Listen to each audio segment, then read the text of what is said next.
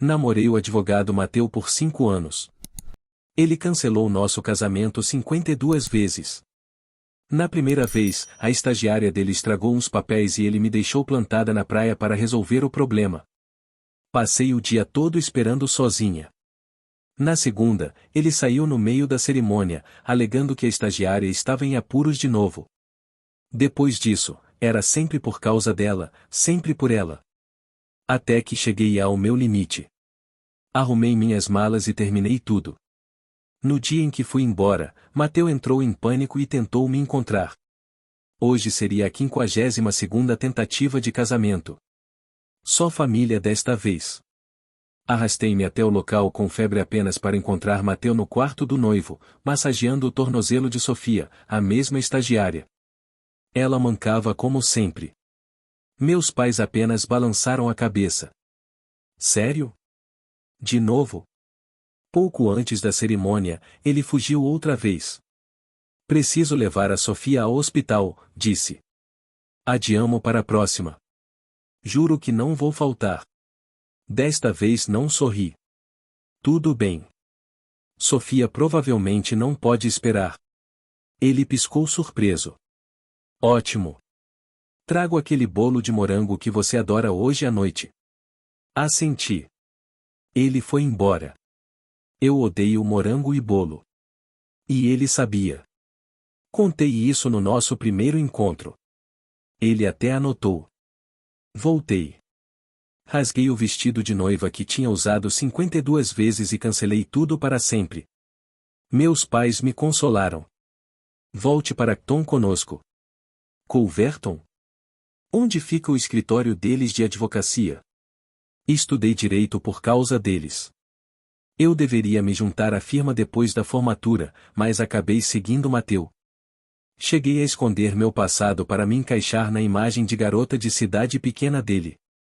Em 5 anos, tornei-me material para a sócia. Os outros nos chamavam de casal de ouro. Achei que um dia ele aceitaria quem eu realmente era. Esse dia nunca chegou. Aceitei voltar para casa. Mais tarde, naquela noite, enquanto mexia nas redes sociais, vi uma postagem de Sofia. Arrastei o quase noivo de alguém para jogar uma partida comigo. Prometi jantar. Funcionou como um charme. Mesma história, mesmo ciclo. Ri amargamente. Graças a Deus, nunca nos casamos legalmente. Na manhã seguinte, pedi demissão. Meu chefe, Sr. Garcia, tentou me deter. Enquanto conversávamos, Mateu entrou com um chupão no pescoço e o perfume de Sofia ainda nele. O Sr. Garcia gemeu. Converse com sua noiva. Ela está se demitindo. Mateu disse. Ainda está brava por causa do casamento? Não é isso, respondi. Só estou cansada. Então tire férias, sugeriu pedir demissão. Parece que você tem problemas com a Sofia, né? Os mesmos dias de férias que desperdicei em cada casamento fracassado. Ele percebeu meu olhar para o chupão. Picada de mosquito, murmurou. Desculpa, esfarrapada. Assenti e ele sorriu. Assim está melhor jantar hoje às 8 no Lu. Fiquei em silêncio. Ele achou que era um sim. Sofia entrou. Desculpa interromper seu encontro, mas preciso de ajuda neste caso. Nem me olhou. Eles sussurraram como se eu não existisse. Ela enganchou o braço no dele e saiu pavoneando-se, lançando-me um sorriso petulante. Quando a porta bateu, minha pulseira quebrou. Presente do nosso primeiro aniversário. Mateu dizia que simbolizava como éramos inquebráveis. Joguei no lixo junto com o resto de nós. Mais tarde arrumei minhas coisas. Carmen, minha substituta, murmurou. Você vai mesmo agora? Vou ficar presa vendo os dois babarem o dia todo. Vi Mateu colocar uma pulseira de luxo no pulso de Sofia. Ela entrou em pânico quando me viu. É só uma pulseira, senhorita Reinsdorf.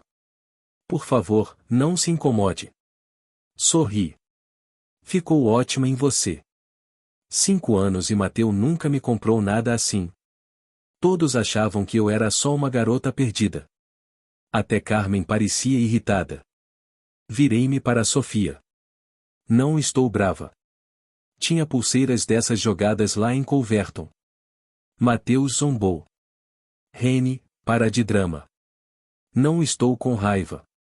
Vocês é que precisam parar de inventar coisas sobre mim. Depois do trabalho, Mateu apareceu para me ajudar a arrumar. O jantar ainda está de pé às 8. Ele notou o meu pulso nu. Onde está a pulseira que te dei? Deixei em casa. Não queria arriscar quebrá-la. Você usava todos os dias. Antes que eu respondesse, Sofia surgiu. Já estou pronta. Ele se iluminou. Te espero no carro, disse, saindo com ela para o banco do passageiro dianteiro, o mesmo que ele dizia ser para a futura esposa. Ela me lançou um olhar triunfante por cima do ombro. Assenti. Já não doía. No jantar, sentaram-se do mesmo lado do reservado e fizeram o pedido sem me olhar. Eu contemplava a rua. Mateu deslizou um prato de camarões para mim. Então Sofia comentou, ele comeu 3 pratos na última vez que viemos. Mateu ficou vermelho. Por que diz isso na frente da minha noiva? Ela riu. Ui, desculpa. Eles riram juntos. Empurrei o prato. Não é a minha praia. Aproveitem. Mateu perguntou. Está chateada? Sorri. Não gosto tanto de peixe quanto vocês. Depois do jantar, Mateu levou Sofia para casa. Eu fui quem fechou a porta. Então chamei um táxi para o aeroporto. No caminho, Mateus não parava de me mandar mensagens. Quando o táxi se afastou do restaurante, sentei-me no banco de trás e deixei que a respiração ganhasse ritmo próprio. Cada quarteirão parecia arrancar um fiapo da teia pegajosa que me prendia. Mateu. O motorista perguntou se eu queria colocar música. Pedi silêncio. Precisava ouvir o som da minha própria determinação. Pela primeira vez em anos no aeroporto. Larguei a mala no balcão de despacho e comprei a passagem mais próxima para Acton. Enquanto esperava o embarque, o celular vibrou sem parar. Chamadas perdidas, áudios longos que começavam com REM. Escuta, isso é só. E terminavam em suspiros frustrados. Deletei todos sem abrir. Depois ativei o desvio de chamadas para um número inexistente. O voo atrasou, claro, como se o universo testasse minha paciência uma última vez, mas até o atraso me pareceu uma bênção. Tive 3 horas para redigir meu manifesto. Abri o laptop e comecei a digitar como se a cidade inteira estivesse depondo no meu tribunal particular. Listei cada cancelamento de casamento, cada viagem remarcada, cada dia de férias desperdiçado. Juntei comprovantes, reservas de cerimonial pagas, contratos com floristas rescindidos, compromissos profissionais adiados. Somei os prejuízos, transformei em planilha e anexei ao documento principal. Depois descreve com linguagem fria de petição inicial como Mateus se apresentava ao mercado, o jovem advogado prodígio, defensor infalível dos pequenos, mas que mantinha uma estagiária em regime de servidão emocional, fingindo bostas de lesão para monopolizar a atenção dele. Mencionei o chupão, marca equimótica de cariz íntimo em horário de trabalho e citei o Código de Conduta da Ordem, artigo por artigo. Quando o embarque finalmente começou, eu já tinha um dossiê que faria corar o mais cafajeste dos litigantes. Enviei cópia para mim mesma para o e-mail pessoal que mantinha desde a faculdade e que Mateu nem suspeitava existir e salvei tudo numa nuvem criptografada. Em seguida, escrevi uma segunda carta, menos jurídica e mais cirúrgica, endereçada a Sofia.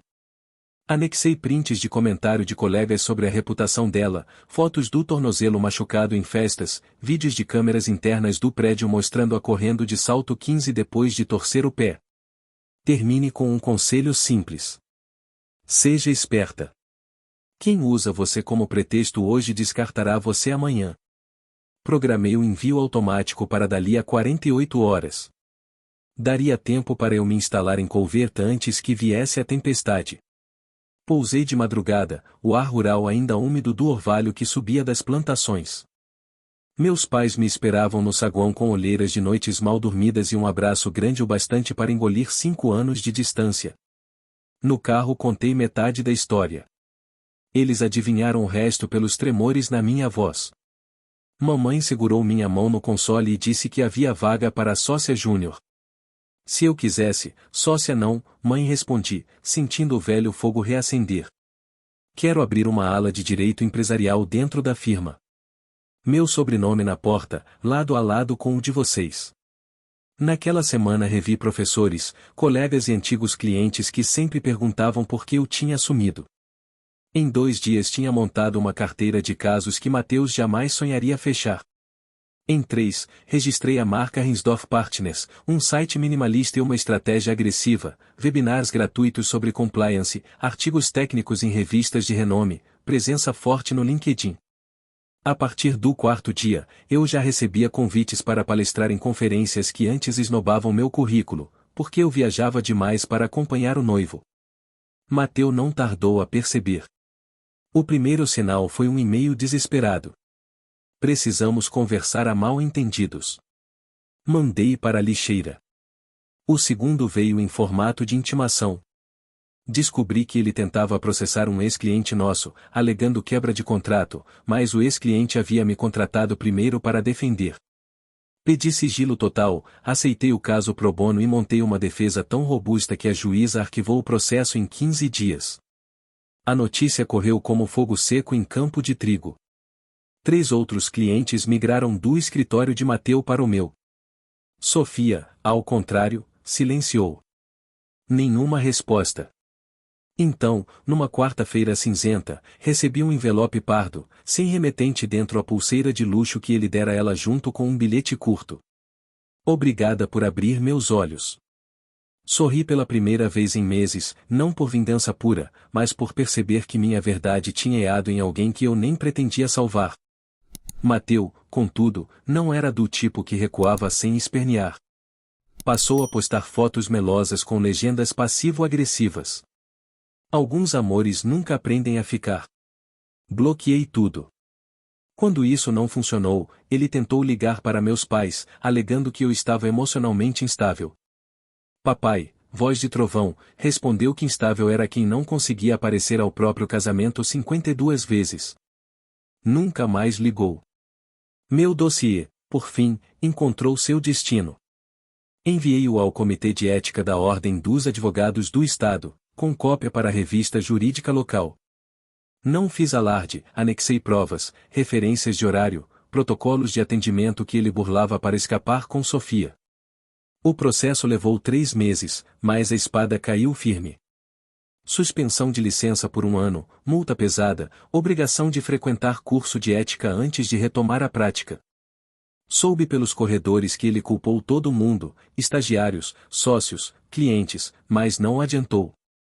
Afinal, a juíza que arquivara nosso caso estava na banca disciplinar. No dia em que a decisão saiu, cheguei cedo ao escritório. Sentei na sala de vidro, acendi a luminária e abri a janela para sentir o cheiro da terra molhada. Havia flores no vaso, orquídeas que papai deixava ali desde que voltei. Uma sócia senhor me entregou uma pasta, mais 2 contratos fechados. Assinei sem tremer. No intervalo, caminhei até a cafeteria da esquina, onde estudava na faculdade. Pedi um café preto e esfilhas de frango. Meu lanche favorito antes das provas, ignorado por Matheus, porque não combina com o paladar refinado do litoral. Abri o celular apenas para conferir o horário de uma audiência. Nada de mensagens dele. Silêncio absoluto. A paz tinha um gosto de massa folhada e café quente. No fim do dia, dirigi até o lago fora da cidade. Levei o vestido de noiva, aquele que chegou a bater 41 kg de tanto ajuste dobrado numa caixa. Ao chegar ao pier, respirei fundo e cortei o tecido em tiras longas, deixando que o vento levasse os fragmentos brancos como gaivotas desgarradas. Cada pedaço que voava liberava lembranças. A risada falsa de Sofia, o picada de mosquito, o bolo de morango que eu odiava. Quando terminei, restou apenas a cauda pesada, suja da poeira da estrada. Joguei-a no lago e vi o tecido afundar lento, sem pressa, até desaparecer. Enquanto o sol se punha, deixei o celular tocar pela primeira vez em semanas. Era um número desconhecido de fora do estado. Atendi. A voz do outro lado veio fraca, quase irreconhecível. Ren, eu errei pela primeira vez. Não senti raiva nem pena. Apenas um vazio calmo, como água parada. Mateu, estou em paz, respondi. Espero que encontre a sua. E desliguei antes que ele tivesse tempo de pedir qualquer coisa, explicação, perdão, ou até a marca do meu café preferido, porque afinal eu já não precisava que ele soubesse nada sobre mim. O que eu precisava descobrir era exatamente isto, o silêncio que se instala quando o barulho do abuso some. Voltei para o carro, liguei o motor e coloquei para tocar a playlist que fiz na faculdade, cheia de rock alternativo, que ele chamava de barulho. O baixo pulsou nas caixas de som, vibrando contra o peito com um alívio quase físico. Dirigi de volta para casa, para minha vida nova, para minha própria história. E a única coisa que carreguei comigo foi o cheiro do ar noturno de Culverton, onde, enfim, ninguém me fazia esperar. O silêncio não durou mais que uma semana. Na quinta-feira seguinte, antes do nascer do sol, recebi a visita de 2 oficiais do xerife batendo a porta do meu apartamento recém-alugado. Disseram que tinham um mandado de busca, denúncias anônimas de que eu ocultava documentos sigilosos do escritório Garcia e Melo. O sobrenome de Mateu pairava sobre cada linha do papel como mofo em parede úmida. Mantive a voz firme, convidei-os a entrar, ofereci café e deixei que revirassem gavetas e armários. Encontraram apenas minhas planilhas, livros de jurisprudência e um vestido de linho que ainda cheirava a loja nova. Saíram frustrados e eu fechei a porta com a certeza de que a guerra só começara. Horas depois, ao chegar à firma, meu telefone explodiu com notificações. Alguém publicara num fórum jurídico um dus me acusando de roubo de clientes, espionagem industrial, violação de sigilo profissional e o toque final, assédio moral contra estagiários. Cada acusação vinha acompanhada de testemunhos de perfil recém-criado. Sofia era citada como vítima número 1 e sem humor, irônico, justo ela que passará anos manipulando tornozelos e corações. Reuni minha equipe na sala de reuniões envidraçada e compartilhei a tela. Conforme deslizei as páginas, pude sentir a indignação subindo como febre coletiva. Alguns sócios sugeriram emitir nota pública, outros queriam processar imediatamente. Eu só queria rastrear a origem. Passei a noite mergulhada em metadados, IPS mascarados, ProX mal configurados. Descobri que parte dos uploads vinha de um coworking barato em outra cidade, perto de onde Mateu estava provisoriamente instalado depois de ser expulso do antigo escritório. A maior parte, porém, surgira de uma rede privada registrada em nome de um tal Delmar Holdings LLC. Pesquisa rápida mostrou que a holding fora aberta 4 dias após a suspensão da licença de Mateu, tendo como diretora principal Sofia C. Ortiz, com o print em mãos, procurei um contato que cultivara na imprensa jurídica. Clara Santos, repórter de Faro Afiado, sobrevivente de 3 processos por calúnia que venceria todos. Enviei-lhe o material sem comentários adicionais. Deixei que os fatos falassem por si. Em menos de 24 horas, Clara publicou uma matéria bombástica. Ex-promessa do direito investe em táticas clandestinas para sabotar concorrente. O concorrente, claro, era eu, os prints de foro, as datas de criação dos perfis fakes, tudo explicado em linguagem clara. Mateu reagiu feito animal acuado. Postou um vídeo mal iluminado nas redes, alegando perseguição, chantageando com supostos áudios comprometedores meus e prometendo contar a verdade toda. O vídeo viralizou, mas não como ele queria. A cada frase fora de contexto, surgiam comentários lembrando seus 52 cancelamentos de casamento, sua suspensão na ordem e o fato de que ninguém conseguia localizar os tais áudios originais. Enquanto isso, Clara me enviava novas pérolas, transações financeiras entre Delmar Holdings e escritórios de gestão de reputação, especializados em destruir carreiras no Google e em redes sociais, tudo pago via cartão corporativo que pertencera ao pai de Mateu. Sim, ele havia colocado o próprio nome na fogueira. Na semana seguinte, recebi intimação para depor em um inquérito que investigava a possível quebra de decoro no meu processo contra o ex-cliente de Mateu. Eu já esperava, então preparei prova documental de cada passo, contratos, meios, diálogos gravados com consentimento. Na audiência, o promotor parecia exausto só de folhear meu material, enquanto o advogado de Mateu, um quarentão de expressão permanente de ressaca, tremia tentando achar buracos. Não havia conclusão preliminar. Não apenas eu agira dentro da lei, como o ex-cliente confirmava ter sido coagido por Mateu a assinar cláusulas abusivas. Mateu, convocado como testemunha, atrasou 30 minutos. Chegou suando, paletó amarfanhado, olhar perdido. Quando lhe perguntaram sobre Delmar Olds, tentou negar. Então, Clara, sentada na última fileira, levantou e entregou ao juiz um pendrive. Extratos bancários recentes provando depósitos diretos dele para a empresa. O juiz aceitou o material. Mateu empalideceu. Sofia, que assistia pelo corredor, saiu correndo, o tornozelo milagrosamente curado. Depois da audiência recebi mensagem de número desconhecido. Era Sofia. Precisamos conversar.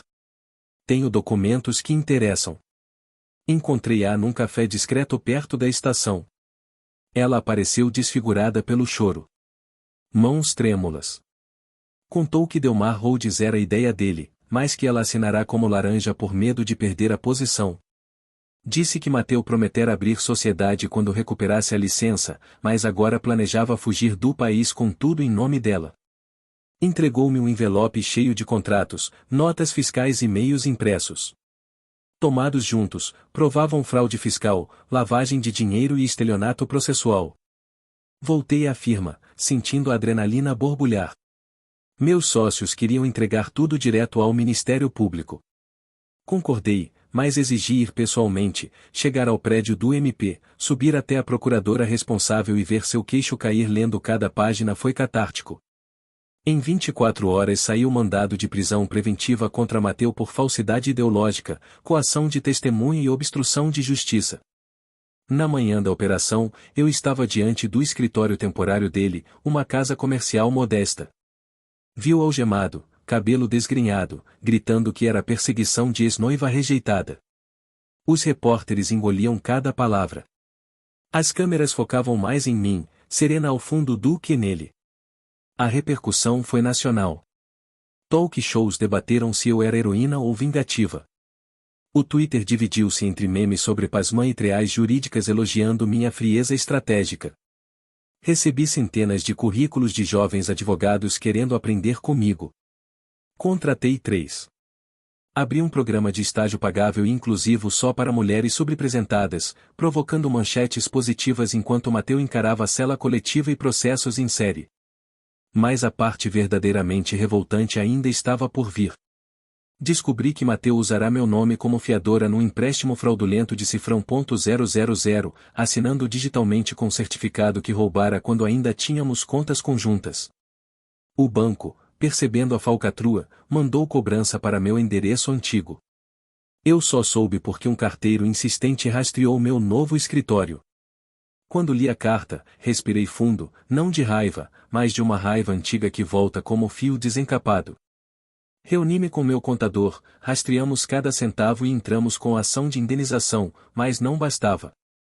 Sabia que o pai de Mateu, e sócio de grande firma, mantinha 2 casas de luxo em nome de traste familiar.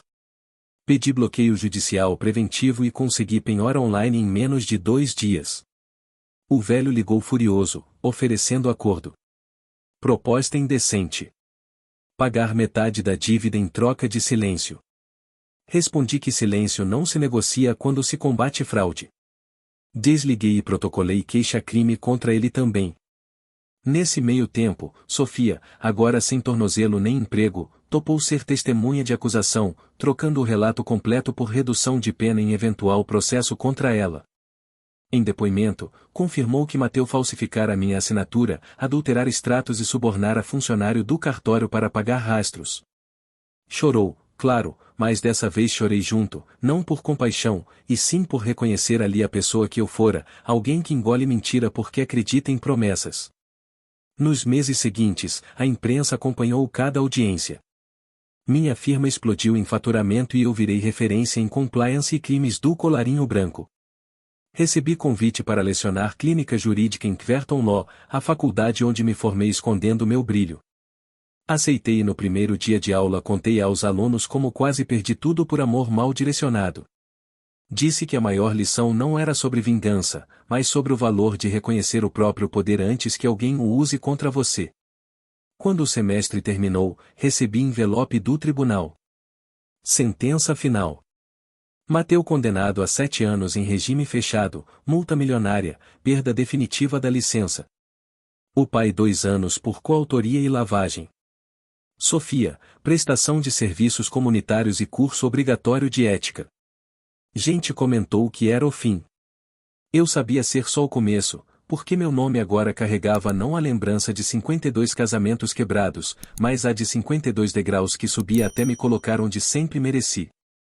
Na noite da sentença, voltei ao lago onde jogará o resto do vestido. A água estava calma, espelhando as luzes distantes da cidade. Abri um envelope que guardara para esse momento. A certidão de casamento que nunca usei, os convites impressos que tinham sobrado, as fotos de pré no pôr do sol. Rasguei tudo e deixei que o vento levasse as tiras sobre a superfície escura. Cada pedaço tocava a água e afundava. E eu sentia meu peito ficar mais leve. Dei meia volta aos sapatos afundando na terra úmida e respondi a última mensagem. Não lida no celular. Convite para palestrar na Conferência Internacional de Mulheres na Advocacia em Lisboa. Escrevi apenas, aceito e levo minha própria história na bagagem. Enviei, deslizei o telefone de volta ao bolso e, pela primeira vez não olhei para trás. Passei as semanas que antecederam Lisboa mergulhada em uma rotina frenética, audiências pela manhã, reuniões de captação de clientes à tarde, revisões de palestra até altas horas da noite. Eu dormia pouco, mas o cansaço nunca foi tão doce. Cada nova ação vitoriosa contra a família de Mateu alimentava um fogo antigo, aquele que ele nunca soube acender porque sempre teve medo de queimá-lo também. 3 dias antes do voo, acordei com o celular vibrando compulsivamente. O número era de uma firma de advocacia em Nova York. Atendi no piloto automático e ouvi a voz monocorde de um paralegal informar que Mateu, auxiliado por uma traste glacial registrada em Delaware, acabará de protocolar uma ação civil me acusando de enriquecimento ilícito por ter, segundo ele, explorado a situação para alavancar minha carreira. A petição pedia bloqueio total dos bens da Rinsdorf Partners, indenização de $2 milhões. Que alto, tão alto que minha vizinha bateu a parede irritada. Imaginei o semblante de Mateu no beliche sujo da prisão, ditando argumentos a um estagiário que provavelmente não fazia ideia de quão podre era a história. No mesmo dia, convoquei minha equipe de contencioso e em 48 horas tínhamos pronta uma contestação devastadora. Anexamos o laudo pericial da assinatura falsificada, os comprovantes de suborno do cartório, os recibos de Delmar Oldes e por capricho, prints de mensagens dele insinuando que destruiria meu nome, nem que fosse do fundo da jaula. Protocolei tudo digitalmente minutos antes de embarcar. Fechei o notebook no exato segundo em que o comissário pediu que desligássemos aparelhos eletrônicos. Atravessar o Atlântico trouxe um alívio inesperado. Olhei pela janela e entre nuvens senti que a fronteira física tornava a distância emocional ainda mais concreta. 6 horas depois, pisei em Lisboa com o coração leve e a pasta de couro pesado dentro, contratos, palestras, doses e a cópia da nova ação criminal que eu preparara contra o pai de Mateu por fraude bancária. Não havia tempo para fuso horário, havia tempo apenas para vencer. A conferência ocupava um antigo palácio restaurado, salões de mármore, lustres de cristal, o cheiro de madeira polida misturando-se a café expresso, servida em xícaras tão finas que pareciam quebrar só de serem olhadas. Antes da minha fala, sentei na primeira fila e tentei focar no painel sobre igualdade de gênero na arbitragem internacional, mas reparei em 3 rostos estranhos espalhados pela plateia, todos usando o mesmo broche discretíssimo em lapela, um M estilizado. A paranoia cutucou minhas costelas. Quando chegou minha vez, subi ao palco com passadas firmes. O telão exibiu meu nome, o título da palestra, e, segundos depois, uma chuva de notificações estranhas pipocou nos bastidores. Alguém injetara comentários ofensivos no chat online, questionando minha ética, chamando-me de abuso ambulante. Reconheci o padrão de escrita, o indo truncado, a pontuação passiva-agressiva, a mania de citar artigos sem número. Era Sofia ou alguém treinado por ela. Sorri para o público, respirei fundo e comecei meu discurso ignorando o caos digital. Contei minha trajetória não como uma linha reta de vitórias, mas como um labirinto de cortes, suturas e renascimentos. A plateia permaneceu imóvel, atenta. Ao final, exibi no telão a mensagem final: se tentam calar você, fale ainda mais alto e registre tudo em ata. O aplauso foi autossuficiente para enterrar os trolls. Saí do palco cercada de cumprimentos, mas a verdadeira surpresa me aguardava no coquetel. Um senhor de barba, grisalha, terno impecável aproximou-se com um cartão de visita. Era o professor Álvaro Tavares, criminólogo, forense português, e sem anestesia contou que 8 anos antes Mateu o procurara para encomendar uma palestra em Cverton. Na época eu era apenas aluna, e que nos bastidores tentará convencê-lo a não me oferecer estágio internacional, porque ela se perde em crises emocionais. Álvaro recusará, mas Mateu lhe pagará mesmo assim pelo tempo. Foi a primeira vez que ouvi de fonte neutra que a sabotagem vinha de tão longe. Minhas vísceras gelaram. Voltei ao hotel e liguei para Clara Santos, a repórter que me ajudara antes. Pedi que mergulhasse mais fundo nos anos universitários de Mateu. Em poucas horas, ela encontrou mensagens antigas trocadas em fóruns obscuros, onde ele e amigos discutiam usar fake news para desestabilizar concorrentes de bolsas. Entre os prints havia um apelido que eu conhecia bem: Renia Instável. Senti o estômago revirar. Matei a vontade de chorar, lembrando que lágrimas não são argumento em tribunal. No segundo dia da conferência, um assessor do Ministério Público português me procurou sigilosamente. Queriam minha cooperação em investigação de lavagem de dinheiro ligada a escritórios luso-brasileiros. Um dos nomes na lista era Delmar Oldes. Passei toda a tarde entregando depoimento enquanto o sol se punha do outro lado do Tejo. Quando terminou, o procurador ergueu as sobrancelhas ao ver a pilha de provas que eu carregava desde Culverton. Se metade disso se confirmar, vamos congelar patrimônios em 3 países. Naquela noite, enfim, permiti-me um respiro. Caminhei pelo Chiado, comprei pastéis de nata ainda quentes e sentei-me no mirante sobre a cidade iluminada. Pensei em como eu um dia me vi pequena demais para caber no próprio futuro e agora estendi o braço até fronteiras, onde Mateus jamais chegaria sem a ajuda de conchavos. Meu voo de volta saía às 7 da manhã, dormi 3 horas e acordei com outra notícia explosiva. A Ordem dos Advogados de Nova York emitir alertas sobre a ação civil de Mateu, classificando-a como litigância de má-fé. Eles recomendaram ao juiz que avaliasse punição adicional caso se comprovasse tentativa de assédio judicial. A jogada dera tiro no pé antes mesmo de ser despachada. Cheguei a Culverton numa tarde de vento morno. O aeroporto local parecia menor, mas eu era maior. Na saída encontrei Carmen, minha ex-colega, agora gerente administrativa da firma. Ela me contou rindo que Mateu ligara da prisão, exigindo retirar a queixa se eu tivesse coração. Carmen desligara na cara dele e depois espalhara a gravação no grupo interno para virar anedota motivacional. Dias depois, recebi carta do banco anunciando o leilão judicial da casa de veraneio da família Ortiz. Não hesitei, fiz lance anônimo e ganhei.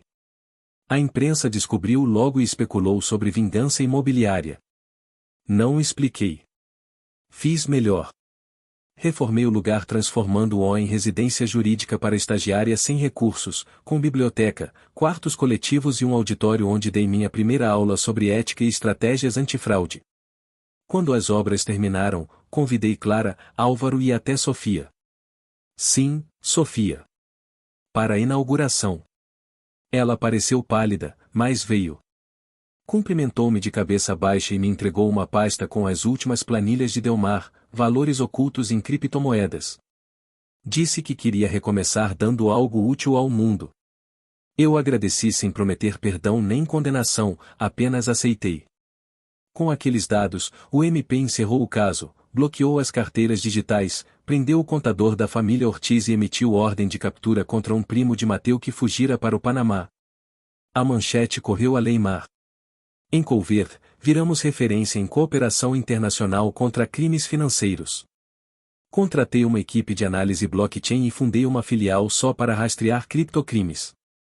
No aniversário de 1 ano da sentença de Mateu, sentei no mesmo banco à beira do lago e, em vez de rasgar papéis, decidi escrever não cartas de amor ou de ódio, mas o manual prático, 52 lições de sobrevivência jurídica. Cada capítulo começava com um cancelamento de casamento e terminava com uma estratégia de litígio. Contei histórias, mostrei documentos, dei dicas de como identificar manipulação emocional nos bastidores de contratos. Enviei o original a uma editora acadêmica. Em 4 meses virou best-seller no meio jurídico. Recebi convites para palestrar em Denver, Melbourne, seu. Escolhi apenas alguns. O resto repassei a mulheres jovens da minha equipe para que ocupassem palcos que um dia me foram negados. No segundo inverno depois da queda de Mateu, abri a porta do meu apartamento, agora um loft cheio de vidros e livros, e encontrei um envelope sem remetente. Dentro, um pedaço do véu do meu vestido de noiva, encharcado e cheirando a lodo. Nenhuma palavra. Entendi a ameaça velada, o lago devolvendo restos de mim, só que aquilo já não me pertencia. Sorri, puse caminhoneiros reformados de segurança acionarem a polícia, mas guardo o tecido numa caixa de acrílico no escritório ao lado da primeira edição do meu livro. É um lembrete. Até a sujeira mais fedida pode virar prova de que eu sobrevivi. Mateu, ainda cumpre pena. Dizem que lê meu livro na biblioteca da prisão e relê cada página à procura de alguma autoincriminação que ele possa usar quando sair. Vai encontrar apenas atalhos para mulheres que não aceitam mais pedidos de desculpa com gosto de morango. Eu, por minha vez, sigo aprendendo a trocar a raiva pela arquitetura de algo maior. Fundei um fundo de bolsas de estudo para mulheres que sofreram assédio no setor jurídico.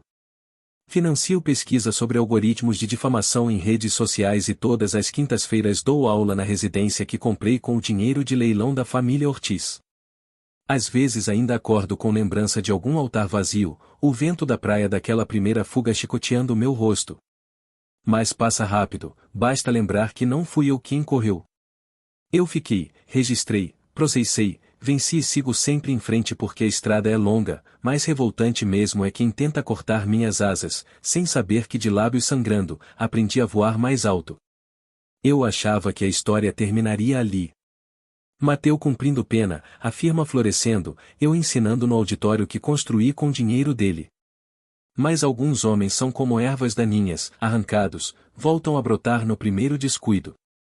Pouco depois do terceiro Natal, sem cancelamentos de casamento, recebi uma notificação discreta do Tribunal Federal. Mateu requisitara progressão de regime, alegava bom comportamento, participação exemplar em cursos de reabilitação e, claro, problemas de saúde que exigiam tratamento fora do presídio. As entrelinhas diziam tudo. Queria prisão domiciliar em uma das poucas propriedades da família, ainda livres de penhora, um chalé isolado nas montanhas, perto da fronteira. Lá, sem tornozeleira eletrônica 24 horas, ele poderia fugir sem deixar rastro. Respirei fundo. Eu já tinha vencido a guerra, mas a paz futura de dezenas de possíveis vítimas dependia de impedir aquela manobra. Reuni meu time. Nosso estagiário especialista em OSINT achou movimentos estranhos num blockchain secundário. Uma carteira criada dias antes da petição de Mateu receberá depósitos fracionados de contas russas e panamenhas. Somei valores 700.000000 em cripto. O destino final levava a um exchange obscuro que coincidentemente oferecia consultoria de cidadania para países sem tratado de extradição. Enquanto eles rastreavam cada transação, escrevi um amigos curiar para o juiz da execução penal, expus o padrão de fuga, anexei prints das transações com RCH, horário e IP de origem e demonstrei que o problema de saúde incluía compra de suplemento anabolizante proibido. Pedi não exigir realização de perícia médica independente e bloqueio imediato de bens digitais. Enviei às 2h14 da manhã, prazo final antes da audiência. Dormi 3 horas. Acordei com o celular apitando. Liminar deferida. Prisão domiciliar suspensa. Investigação ampliada para crime financeiro transnacional. Mateu soube depois. Surtou no pátio da cadeia, jogou a bandeja, rasgou a papelada de progressão, acabou no isolamento. Um repórter de jornal sensacionalista pagou propina a um guarda e conseguiu foto dele gritando na cela acolchoada, Barbarala, olhar febril. A imagem viralizou. Debaixo dela, alguém comentou: quem cancela 52 casamentos cancela a própria liberdade e mais só um pouco. Ainda havia trabalho a fazer, porque Mateu não operava sozinho. O contador da família Tadeu Villaluba, antigo mestre das notas frias, continuava solto. Era ele quem convertera parte da fortuna Ortiz em obras de arte legítimas. Fui atrás do rastro. Descobri que um Rembrandt falsificado sairia de leilão em Viena usando certificação suspeita.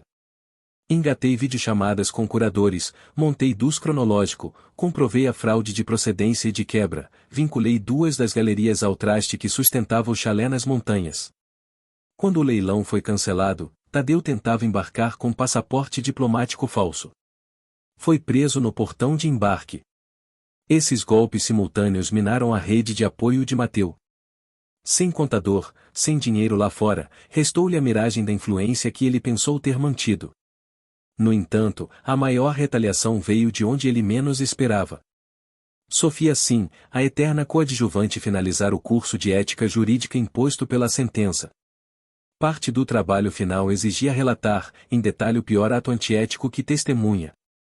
Convidada a apresentar o caso num seminário online para aspirantes advogados, decidiu contar tudo ao vivo.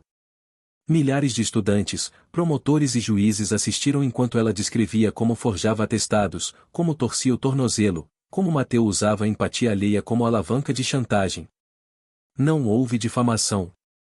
Cada afirmação vinha acompanhada de arquivo digital exibido à câmera. O vídeo tornou-se prova central em um novo processo disciplinar. A ordem, envergonhada por ter cedido antes, determinou cassação perpétua da licença dele, sem chance de reabilitação. Era o fim de qualquer fantasia de retorno aos cortes. Eu assisti à sessão da minha casa de pijama, um copo de vinho na mão e senti, pela primeira vez em anos, algo parecido com misericórdia. Durou pouco. O juiz anunciou que, dadas as novas fraudes, a pena de Mateu subiria de 7 para 11 anos, com transferência para presídio de segurança média. Lembrei dos 52 convites guardados numa caixa amarrotados e percebi que 11 anos ainda não cobriam metade das promessas quebradas, mas cobriam enfim a vida útil das manipulações dele. Respirei aliviada. Com a ameaça neutralizada, foquei em firmar legado. Usei parte do dinheiro recuperado na penhora do chalé para criar o Instituto 52 Passos, um programa que combina bolsas de estudo e mentoria jurídica para mulheres prejudicadas por relacionamentos abusivos no meio profissional. Cada mente brilhante que entra na faculdade com nossa ajuda é um tijolo de vingança concreta, um lembrete vivo de que o melhor troco é multiplicar oportunidades. Na inauguração do Instituto, convidei Clara Santos para discursar sobre o papel da imprensa investigativa em dar voz às vítimas. Também chamei Sofia. Muitos estranharam, mas eu sabia que o testemunho público dela dera o golpe final em Mateu. Ela subiu ao palco de cabeça erguida, sem fingir mancar, e disse: vingança verdadeira é não repetir o papel de vilão que te escreveram. Aplausos preencheram o auditório moderno, onde nas paredes exibi pequenas molduras com fragmentos do vestido de noiva que nunca usei. Agora símbolos de capítulos fechados. Na semana seguinte, recebi envelope carimbado pelo sistema prisional. Dentro a letra trêmula de Mateu. Parabéns, você venceu. Quando eu sair, tudo o que restará de mim será meu nome e talvez vontade de entender onde errei. Se ainda houver espaço para uma conversa, estarei disposto. Dobrei a carta, coloquei-a num arquivo transparente rotulado como evidências de crescimento tardio e arquivei. Não por ódio, simplesmente não preciso mais dialogar com fantasmas. Hoje sento na varanda da residência jurídica e observo o lago refletindo o pôr do sol. Penso na garota que esperou na praia até a lua subir e no silêncio gelado do altar vazio. Ela não desapareceu, transformou-se na mulher que se levanta toda vez que alguém tenta dobrá-la. Cada onda que bate contra o cais leva um pedaço daquela ingenuidade antiga, mas devolve a margem a algo maior. A certeza de que vingança, quando necessária, não é só punição. É lição escrita em pedra. Pavimento para quem virá depois. Mateu cumprirá seus anos contando azulejos e talvez aprenda, enfim, que a liberdade de ferir alguém termina quando esse alguém decide erguer muralhas com as próprias cicatrizes. Eu, por minha vez, continuo aqui. Não à espera de desculpas, mas de novas batalhas justas. Porque a advocacia é campo fértil para sementes de abuso. E minha missão é capinar terreno até que cada erva daninha saiba que raízes podres não resistem a quem aprendeu a cortar pela base e replantar com cuidado.